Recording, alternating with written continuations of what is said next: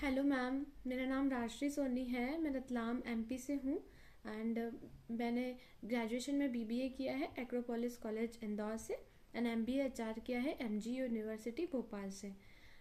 मैंने SO HR के लिए एमबीए के बाद से अटेम्प्ट्स दिए थे और ये मेरा थर्ड अटेम्प्ट में सिलेक्शन हुआ है। और पहले दो अटेम्प्ट्स में मेरा फाइनल नहीं हुआ है। और उसमें लास्ट ईयर 2 मार्क्स से फाइनल सिलेक्शन नहीं हुआ है। प्रीलिम्स मेरे क्लियर हो जाते थे, बट मेंस में एज नहीं होता था इतना। मेंस में मार्क्स कम रहते थे, इंटरव्यू में भी एवरेज मार्क्स मिलते थे। एंड फिर उसके बाद ये अटेम्प्ट में इस अटेम्प्ट से पहले लास्ट अटेम्प्ट के टाइम मुझे ऐसा लगा कि अब मैं छोड़ देती हूँ प्रिपरेशन। और तो मैंने एक दो मंथ्स का गैप भी लिया। बट फैमिली ने मोटिवेट किया कि नहीं, 2 मार्क्स से ही रहा है तो एक अटेम्प्ट और दो, कभी इस अटेम्प्ट में हो जाए। और तब मैंने फिर अपनी मिस्टेक्स को एनालिसिस किया कि मैंने लास्ट अटेम्प्ट में क्या नहीं किया था। मैंने अपने फ्रेंड्स से जिनका भी सिलेक्शन हुआ है उनसे पूछा, तो फिर मुझे लगा कि मैंने मॉक प्रैक्टिस और एमसीक्यूज कम दिए थे एचआर मेंस के लिए। और क्योंकि प्री तो हो जाता था, प्री की इतनी प्रैक्टिस हो गई थी कि प्री के लिए मैं श्योर थी कि प्री मेरा हो जाएगा। प्री के लिए मैंने गाइडली, ऑलिव बोर्ड, टेक्स्ट बुक के मॉक्स दिए थे। और मेरा क्वांट थोड़ा वीक था, तो क्वांट के लिए मैंने हर्षल सर को फॉलो किया था। और इंग्लिश के लिए मैं न्यूज़पेपर मतलब एडिटोरियल पढ़ती थी। और रीजनिंग के लिए पजल्स, डेली पजल सॉल्व करती थी, गाइडली के पीडीएफ बंडल सॉल्व किए। तो उससे अच्छी प्रैक्टिस हो गई थी प्री की।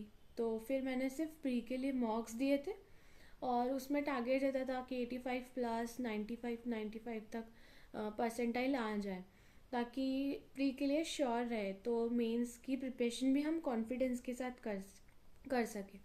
तो मैं इस अटेम्प्ट में भी श्योर थी कि मैं प्रीलिम्स क्लियर कर लूँगी।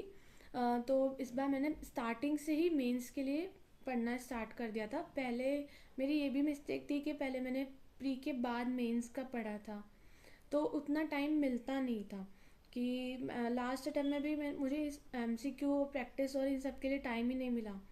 मैंने सिर्फ थ्योरी रिवाइज करी, नोट्स पढ़े अपने, और उसी से साथ मैं एक थोड़े बहुत मॉक्स दे के मेंस देने चली गई थी।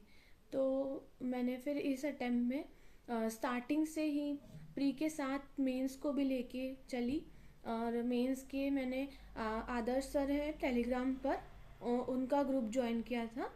और उनके ग्रुप में डेली क्विजेज होते हैं, तो वो डेली क्विजेस देती थी मैं। अराउंड उसमें 30 to 40 क्वेश्चंस होते ही थे, 30 क्वेश्चंस सम वे। तो वो मुझे बहुत हेल्पफुल लगे। और उनके ही ऐप पे मॉक्स भी होते हैं एचआर मेंस के लिए। और वो कम मतलब 20 होते हैं, बट मैंने उन्हें रिपीटेटिवली दिया। क्योंकि हम प्रैक्टिस और कहाँ से करें, मतलब नेट के पीवाईक्यू से कर सकते थे। बाकी मैंने उनकी मॉक्स को रिपीटेटिवली दिया और अपने मार्क्स नोट करती रही, जिससे मुझे अपने इम्प्रूवमेंट पता चले। और उसके बाद जो क्वेश्चंस मुझसे नहीं होते थे, रॉन्ग हो जाते थे, वो मैं नोट कर लेती थी। उसके बाद मैं उसके साथ साथ मैंने प्री के लिए पीडीएफ बंडल सॉल्व किए। और जब भी मॉक्स में लो मार्क्स आते थे तब थोड़ा डिमोटिवेट हो जाती थी कि क्यों नहीं आ रहे मार्क्स।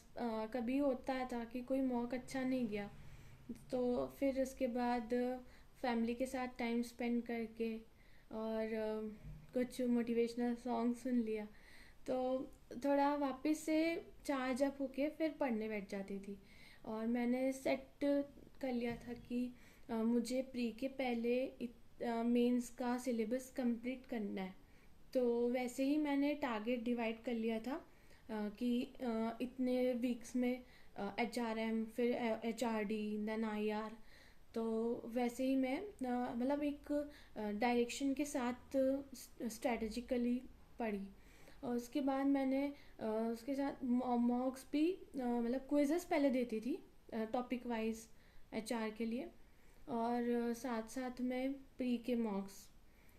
उसके बाद मैंने साथ में जब मॉक्स में कम आते थे तो देखती थी कि मैंने क्या गलती करी है, लाइक सिली मिस्टेक है या फिर कॉन्सेप्ट क्लियरिटी नहीं थी, तो वो एनालिसिस करके फिर से मॉक देते थी।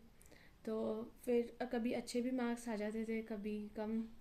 और उसके साथ साथ मैंने अपना रूटीन ऐसे सेट किया था कि मैं मॉर्निंग में पढ़ती थी। तो पहले लॉ से एक एक्ट मतलब एक टाइम पे स्टार्टिंग में लॉ या एक्ट का एक रिवाइज कर लेती थी नोट्स, और उसके बाद जो भी मेरा टॉपिक टारगेट होता था वो करती थी, और प्री का मॉक देती थी, और फिर उसके बाद जो क्विज़ का टॉपिक है टेलीग्राम का वो प्रिपेयर करती थी, और नाइट में वो क्विज़ देती थी।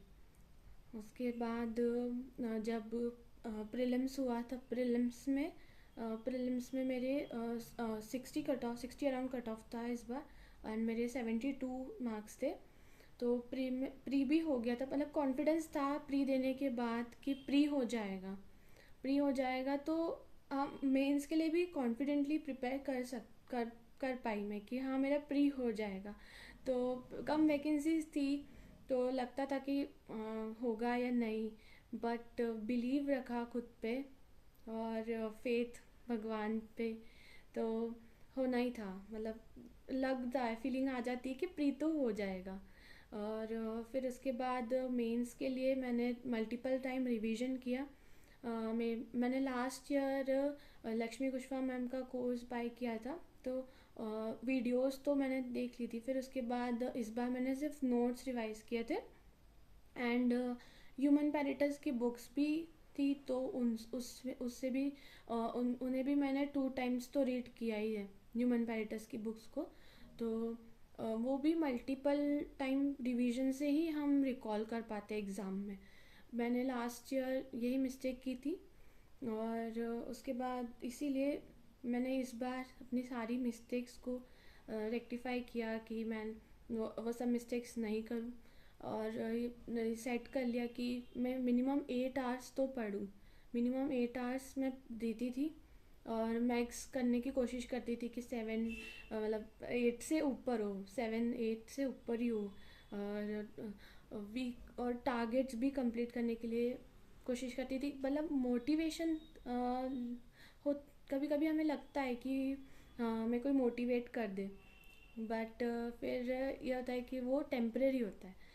इसलिए जो डिसिप्लिन और कंसिस्टेंसी है वो होनी चाहिए, तो ही हम लॉन्ग टर्म मतलब 7 to 8 6-7 मंथ्स कंटिन्यू कर पाते प्रिपरेशन विथ कंसिस्टेंसी।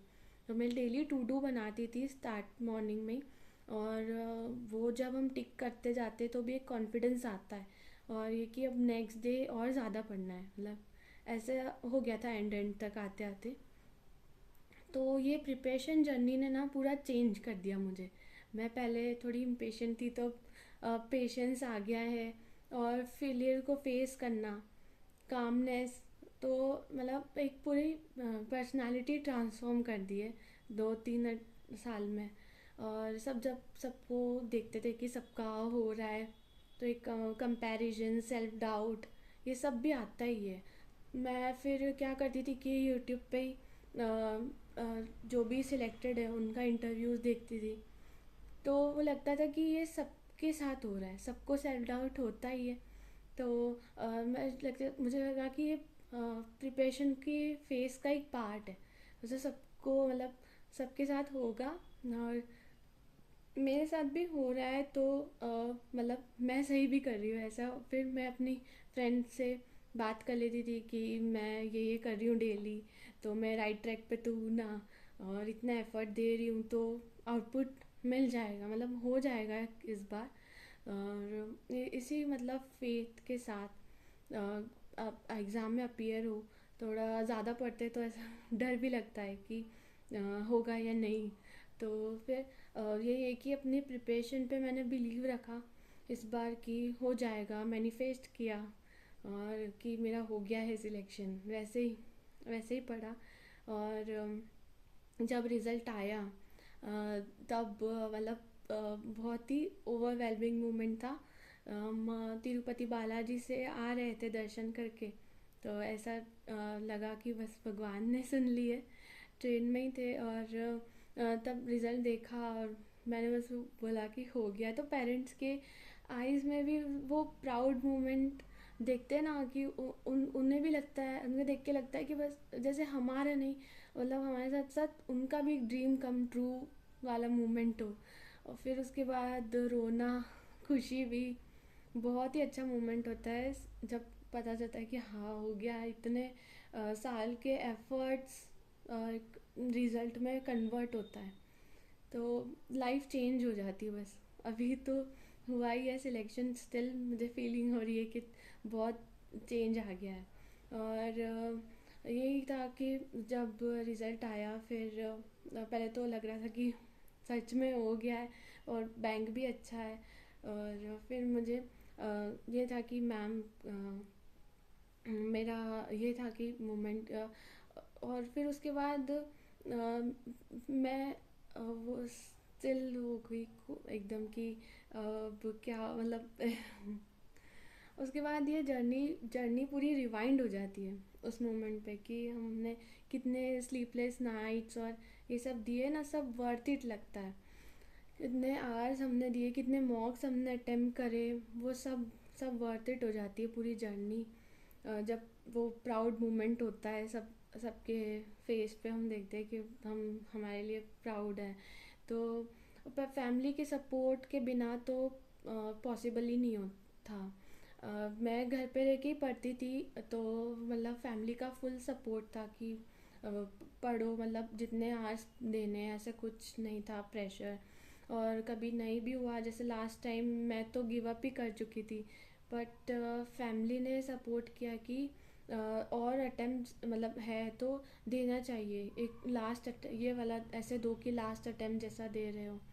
तो वह उस उसी के सपोर्ट से, फैमिली के सबके सपोर्ट से, मोटिवेशन से ही मेरा सिलेक्शन हो पाया है।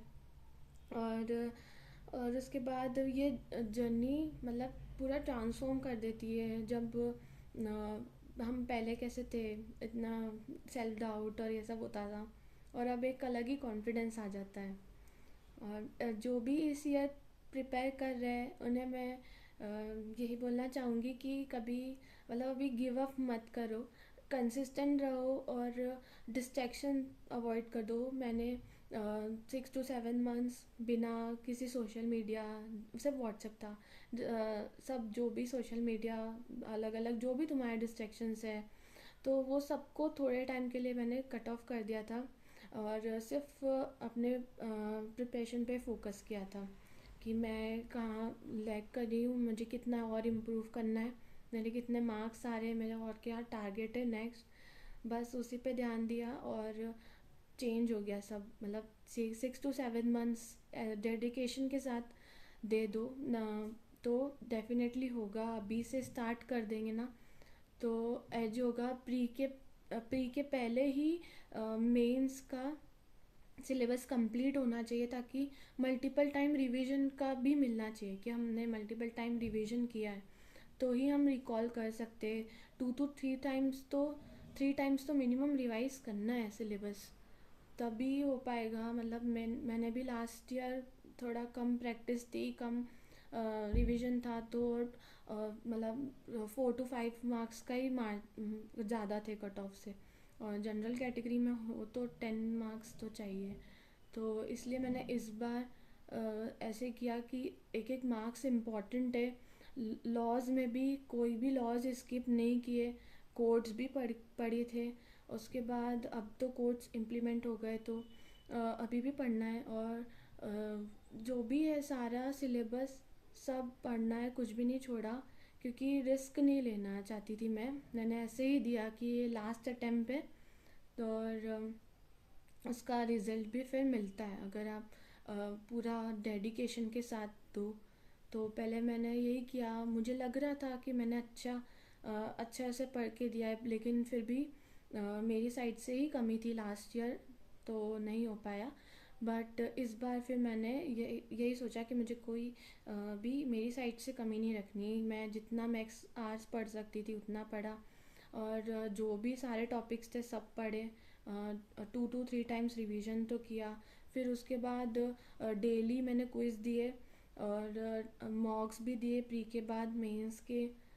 और प्री के लिए तो बहुत प्री के लिए बहुत सारे मॉक्स देने पड़ेंगे, मैंने पहले नहीं दिए थे। तो प्री के लिए ऑलिव बोर्ड है, गाइडली है, सबके मॉक्स दिए थे। पीओ क्लर्क जो भी एग्ज़ाम आते थे मैं सबके मॉक्स देती थी, उससे मुझे बहुत बेनिफिट हुआ।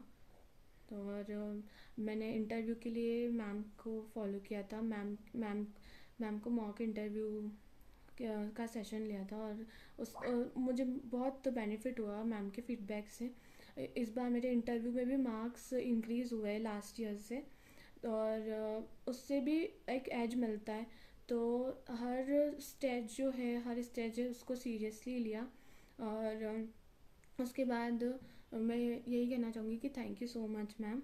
आपका चैनल मतलब हम हमारे लिए बहुत ही सपोर्टिव थे। देखिए हम पीओ क्लर्क के लिए देखते थे कि इतने सारे सब है टीचर्स, और एचआर के लिए कोई ऐसे गाइडेंस के लिए नहीं था।